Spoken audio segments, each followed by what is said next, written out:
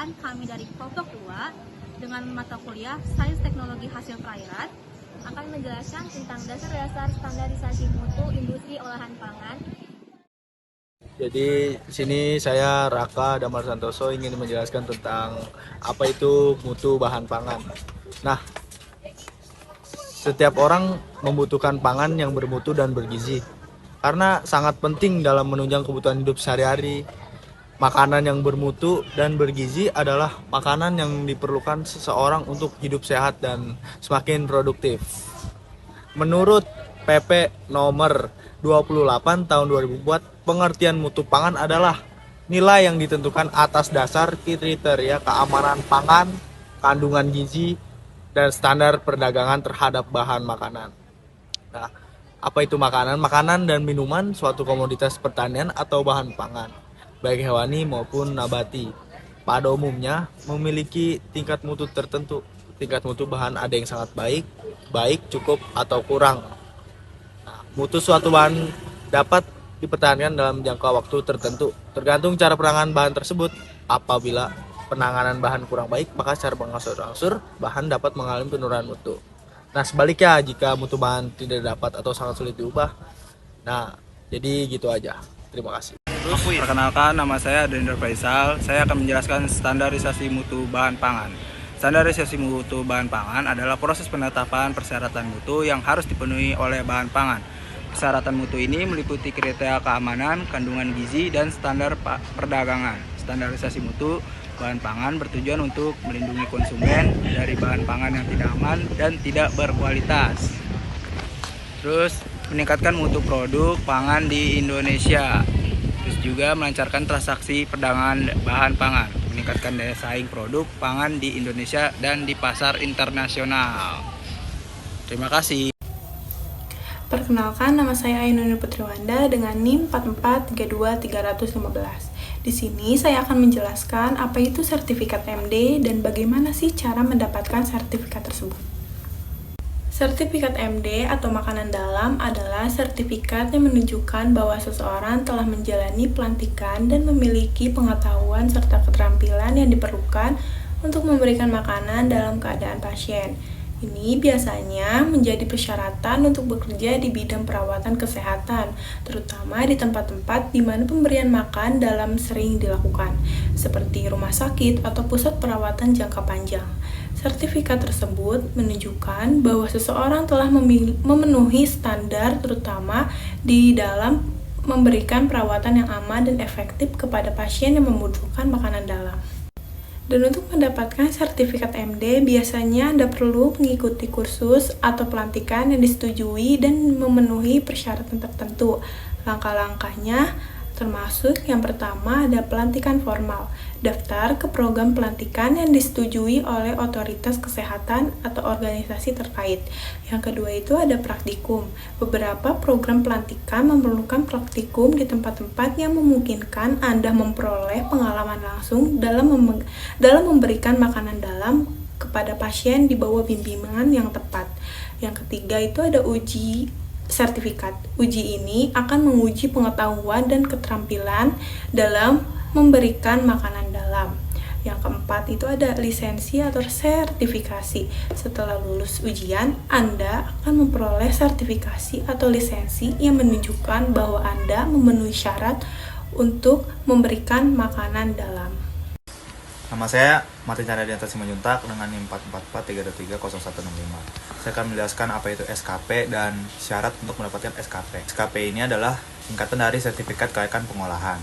Ini adalah dokumen yang diterbitkan oleh Kementerian Kelautan dan Perikanan atau KKP kepada unit pengolahan ikan atau UPI yang telah memenuhi persyaratan cara pengolahan ikan yang baik atau CPIK dan Sanitation Standard Operation Procedure atau SSOP.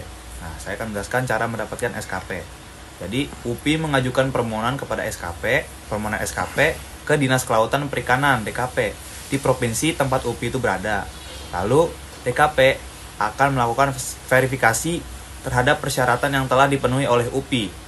Jika verifikasi dinyatakan lengkap dan memenuhi syarat, DKP akan merekomendasikan UPI kepada Balai Besar Pengujian dan Penerapan Mutu Hasil Perikanan atau BBP2MHP untuk melakukan audit. Lalu BBP2MHP ini akan melakukan audit terhadap UPI untuk memastikan bahwa UPI benar-benar memenuhi persyaratan CPIK dan SSOP.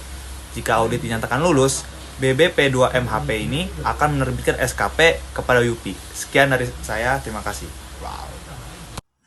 Halo semuanya, perkenalkan saya Novita Ronaldistorus dari jurusan Ilmu Perikanan kelas 2A. Pada kesempatan kali ini, saya akan menjelaskan tentang HACCP. HACCP atau Hazard Analysis Critical Control Point adalah suatu sistem jaminan mutu yang mendasarkan pada kesadaran atau perhatian bahwa bahaya hazard akan timbul pada berbagai titik atau tahap produksi. Tetapi dapat dilakukan tindakan pengendalian untuk mengontrol bahaya. HACCP juga merupakan salah satu bentuk manajemen risiko yang dikembangkan untuk menjamin keamanan pangan dengan pendekatan pencegahan preventif yang dianggap dapat memberikan jaminan dalam menghasilkan pangan yang aman. Kunci utama HACCP adalah antisipasi bahaya dan identifikasi titik pengawasan yang mengutamakan tindakan pencegahan daripada mengandalkan kepada pengujian produk akhir. Nah, untuk mendapatkan sertifikat HACCP ini, kalian harus mengikuti beberapa langkah berikut ini. Pertama, pelajari persyaratan HACCP. Pahami prinsip-prinsip HACCP dan persyaratan yang diperlukan untuk menerapkan sistem ini dalam bisnis makanan dan minuman. Yang kedua, terapkan HACCP. Terapkan prinsip HACCP dalam operasi bisnis Anda, termasuk identifikasi bahaya, menetapkan kontrol kritis, dan menetapkan prosedur pemantauan. Ketiga, training. Pastikan staf Anda menerima semua pelatihan yang sesuai tentang HACCP dan prosedur yang terkait dengan implementasinya. 4. Audit. Persiapkan diri untuk audit oleh pihak yang berwenang.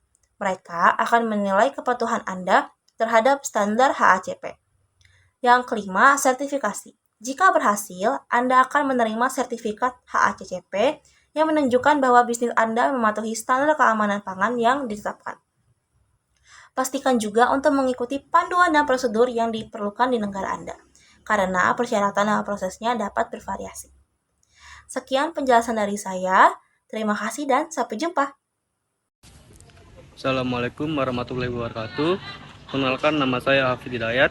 Di sini saya akan menjelaskan tentang apa itu ISO dan bagaimana mendapatkan sertifikasi ISO. ISO adalah sebuah standarisasi internasional dari segala jenis produk yang dihasilkan oleh perusahaan sebagai bukti bahwa produk tersebut sudah terjamin kualitasnya.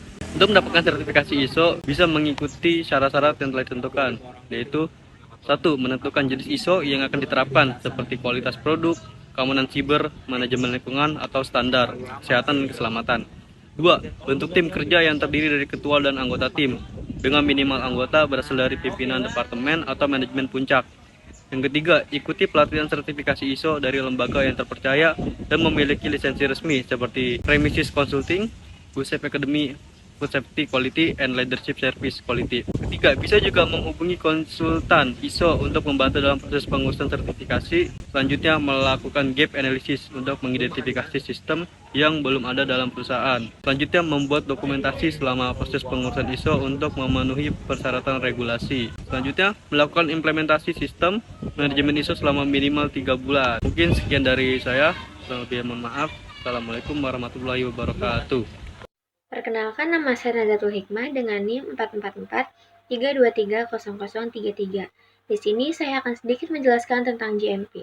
GMP atau Good Manufacturing Practice adalah serangkaian prinsip dan prosedur yang ditetapkan untuk memastikan bahwa produk makanan dan obat-obatan diproduksi dengan standar keamanan, kualitas, dan kebersihan yang tinggi. Prinsip GMP mencakup segala hal mulai dari desain dan kondisi fasilitas produksi, pengendalian kualitas bahan baku, pelatihan karyawan, hingga pemantauan dan pengujian produk jadi. Tujuannya adalah untuk memastikan bahwa produk yang dihasilkan aman untuk dikonsumsi atau digunakan oleh masyarakat.